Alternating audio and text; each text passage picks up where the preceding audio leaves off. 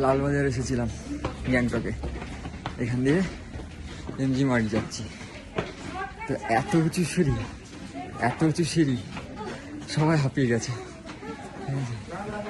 একদম খাড়া এখান দিয়ে উঠতে উঠতে জীবন শেষ। বাপরে, কি হয়েছে তিথি? কি হয়েছে বল? চলে এসেছি, জাস্ট একটা সিঁড়ি ভেঙে উঠলাম। 1 কিলোমিটার হাঁটতে হলো না, জাস্ট 2 মিনিট। সিঁড়ি দিয়ে ওঠাটা যায় কষ্ট। হার্ট এরম করছে এখানে, কথা বলতে পারছি না। নেই করে 150টা সিঁড়ি হবে। 150, হ্যাঁ ওটাই বলতে যাচ্ছিলাম। দেখো